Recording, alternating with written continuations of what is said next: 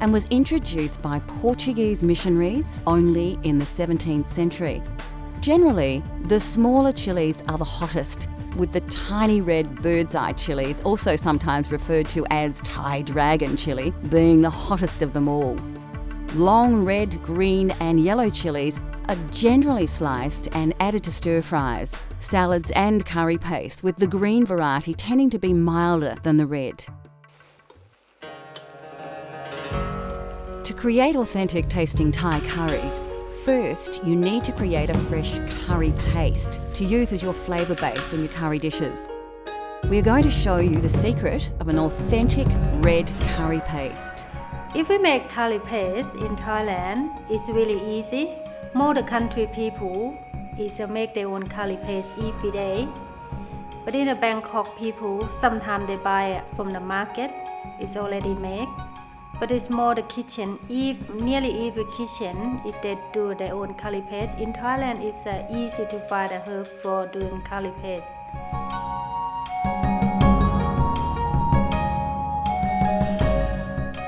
You'll need a mortar and pestle for this recipe. If you don't have one, a small blender will do the job. You'll also need a variety of spices and vegetables that you may only be able to get from your local Asian grocer or market.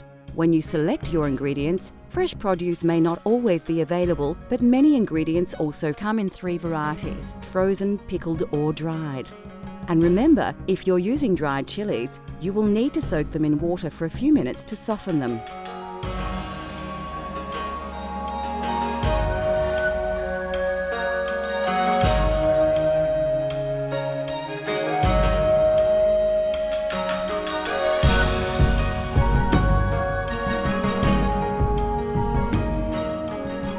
Firstly, finely slice your lemongrass stalk. Take care to cut it as small as possible so it grinds well in the mortar and pestle. Do the same with the galangal, again slicing as finely. Depending on the size of your root, you may not need it all. Add about a teaspoon to your mortar. Chop the krachai into small pieces. We are using krachai that is frozen, so it's quite soft now that it's thawed. If you have access to fresh, you may need to chop in finer. Carefully slice the zest off the kaffir lime, then dice it finely. You don't need to use the whole lime peel, about 2/3 is fine. If you don't have a kaffir lime, you can use finely diced kaffir lime leaves. Add your chilies to the mortar and then use your pestle to grind and pound the ingredients into a coarse paste. This will take some time, and if you are sensitive to chilies, your eyes may water a little. Keep working the paste until you have a similar consistency to this, a slightly coarse but even paste with no chunks. Put your mortar aside and grab your shallot. Remove the dry skin by peeling off the outer layer. Again, finely dice the shallot to add to the mix. Next, add the peppercorns and peel and dice the garlic. Once you've added the garlic to the mortar, it's time to work the contents into the paste. It's important to ensure that you have an even textured paste. If you are finding the mortar and pestle hard going, you can use a small blender to save time and your arm. Once you have a smooth paste, add the shrimp paste. Work it into the mix with the pestle. You can use a spoon to keep the paste off the sides of the mortar. Once it's well mixed, you have an authentic Thai red curry paste. Transfer your paste into a dish so you can use it later. We'll use ours to make a red curry later in the show. Freshly made curry paste will keep in the fridge for about a week.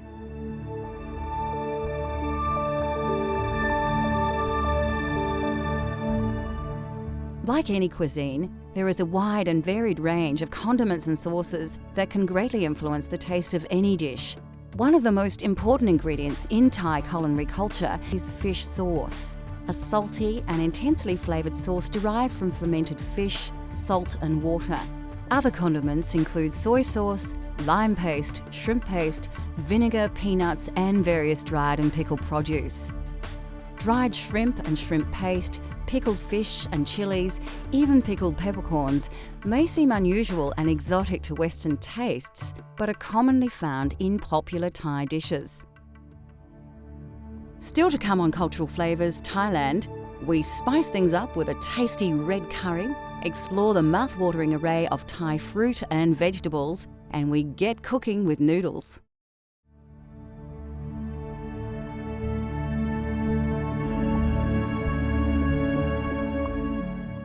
Rice is the staple grain of Thailand, and the fragrant and indigenous jasmine rice grows in abundance throughout the Central Plains.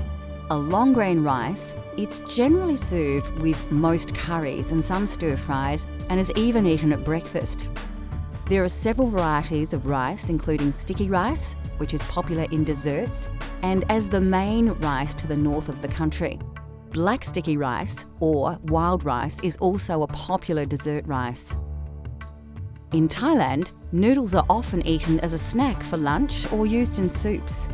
They are usually made from either rice, wheat or mung bean flour and are available either as fresh or dried. The most common are the rice noodles, which come in 3 varieties: wide and flat, thin and flat, and round and thin, which are known as vermicelli in the West. Noodles form the basis of many Thai dishes and stir-fries, like the pad Thai we will be making later in the show. Thai curries have taken their influence from India and China, but the flavours of these spicy popular dishes are uniquely Thai. Thai and Indian spicy is different spicy. Thailand use chili, but Indian use different spicy than us. So Thai food is more soft than Indian foods. It's not too strong of herb. And the Chinese food is more, didn't have a spicy in there much, just more stir fry and soup. We showed you how to create a wonderful aromatic traditional red curry paste earlier in the show. Using this paste as a flavour base, we will prepare a Thai red curry using a range of fresh vegetables and chicken. For this recipe, you will need a selection of fresh vegetables. Remember, if you can't find these exact ingredients, seasonal vegetables will do, although ingredients like kaffir lime leaves are important. The classic Thai ingredients we will be using are combinations of fresh, frozen and even pickled. All are readily available from Asian grocers. This can be a vegetarian dish if you prefer, but it is commonly cooked using chicken or pork. Of course, you'll need a couple of tablespoons of the authentic red curry paste, and the meal is generally served with jasmine rice.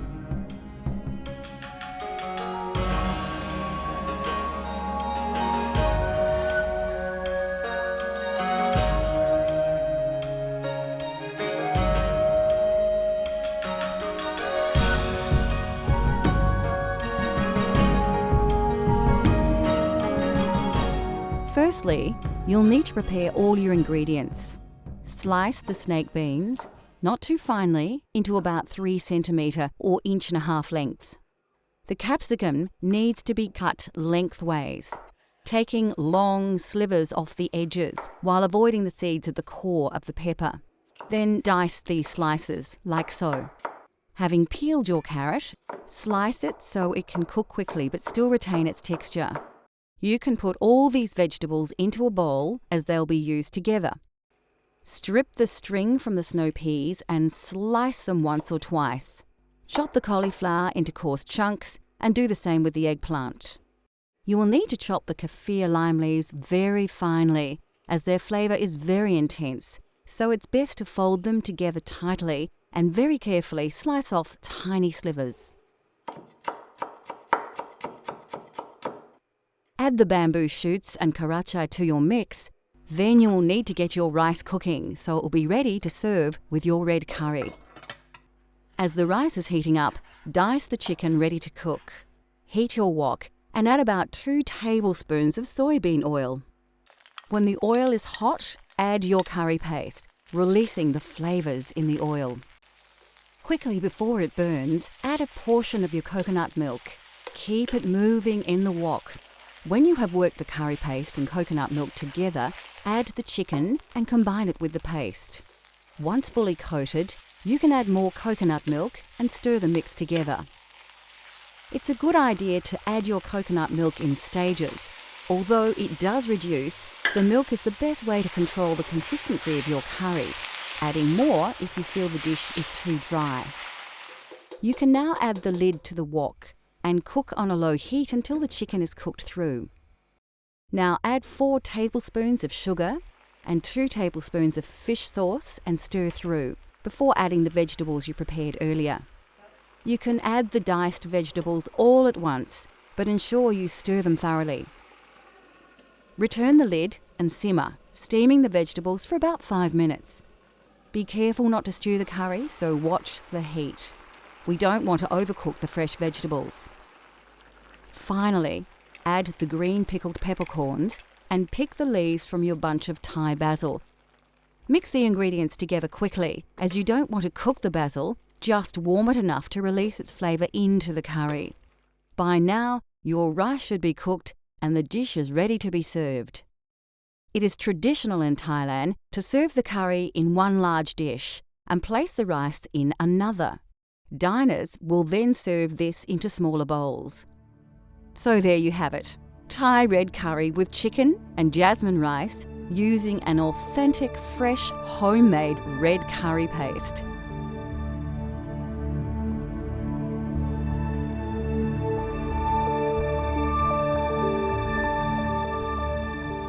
Situated within the tropics, this fertile country produces an abundance of aromatic herbs and spices, as well as many varieties of delicious fruit and vegetables. It is, therefore, not surprising that Thais have developed a cuisine that rivals any in terms of variety and diversity. Vegetable staples include the eggplant, Chinese cabbage, choy sum, and several types of mushroom. Some of these vegetables were introduced in Thailand through the trade routes from India and China and have become an integral part of the Thai food culture. Bean sprouts are also often added to various dishes. The sprouts are actually newly germinated mung beans and are crisp and sweet. Lesser known vegetables to Western tastes include the snake bean, a versatile string bean that is extremely popular throughout Thailand. Like many vegetables, the snake bean has various names from different regions, and you may find them referred to as asparagus beans, long podded cowpeas, and the Chinese long bean, as well as the Indian-style eggplant. Thailand has its own eggplant varieties. These are cultivated in several colours and sizes, and although much smaller than the large purple aubergine we are familiar with, all are widely used in curries and stir-fries, or dipped in sauces and eaten fresh. Spring onion, chives and mint are commonly added to lap, a sour salad with meat and chilli, or simply used as a garnish. Thai cuisine often features shallots, which are similar to onions, but are considered to have a sweeter, milder flavour. Of course, another quintessential Asian ingredient, which is prominent in Thai cooking, are bamboo shoots. Shoots are used fresh or pickled and are usually sliced thinly, as they can have a woody texture, especially near the pith. Next on Cultural Flavours Thailand, we fire up the wok and our taste buds as we prepare a Thai family favourite and the country's national dish. Plus, we explore the many wonderful and exotic tropical fruits of Thailand. Pad Thai is a simple, flavoursome dish that is easy to prepare, healthy to eat, and most ingredients are readily available. In Thailand, we eat a lot of pad thai. Some people eat it for snack and lunch, dinner, but sometimes it's evening sup, like the nighttime sup. They have an all day, all night sale, and it's more popular in the easy way to make, and it's easy to buy everywhere. Have a pad thai, and it's quite heavy and solid meal as well.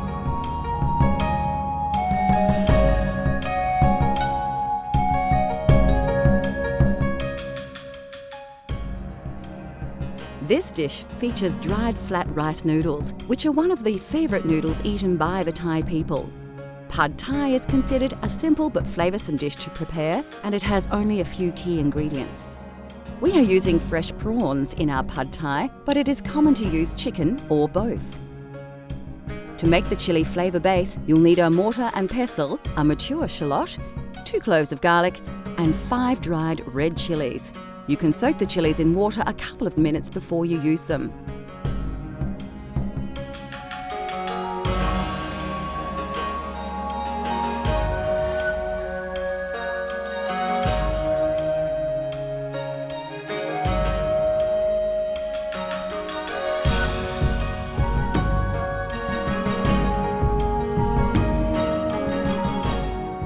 The first secret to an authentic pad thai is to create your chili flavour base.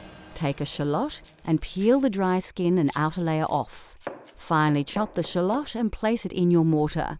Peel and chop your garlic cloves and add them to the mix with the chilies. Pound and grind the ingredients in your mortar and pestle until you have a coarse paste, much like the red curry paste we prepared earlier. Then put it aside to use later. Slice the garlic chives into short lengths of about 3 centimetres or 1.5 inches and place them to the side. Now it's time to fire up your wok and add the soy oil. It's a good thing to remember that pad thai has 2 distinct styles, a drier, lighter dish and a heavier, oilier version more popular in the West. When the oil is hot, add your chili paste you prepared earlier. Really work the paste through the hot oil so you release all those delicious flavours and aromas. Don't overcook the paste as it will burn if you leave it too long. To the chili base, crack in the eggs. It's important you don't let the eggs cook whole. So if you feel they are starting to set, give them a stir through before you add more. Blend the eggs through the chili paste and oil until they start to cook through.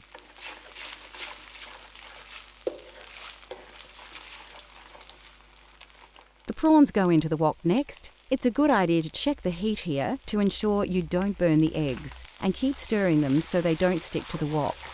Like all seafood, prawns cook quickly, so work them into the mixture until they are almost cooked through. Now it's time to add the noodles. They should be slightly soft now. Be careful to have them well drained, as wet noodles will cause the oil in the hot wok to spit. Lift and mix all the ingredients well. Make sure you coat all the noodles with the wonderful flavours of the chili paste, eggs and prawns.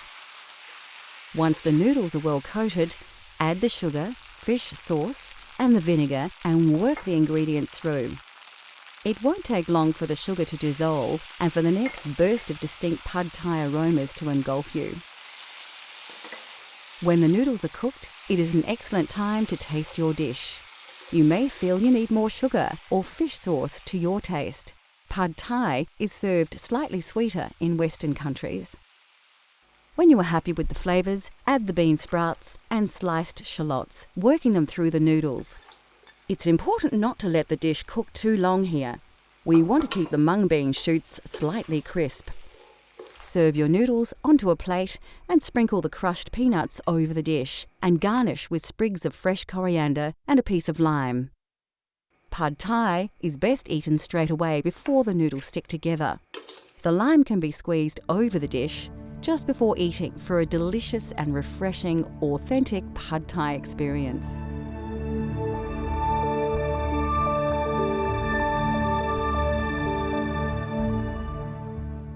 In Thailand, limes are used exclusively as an ingredient rather than lemons.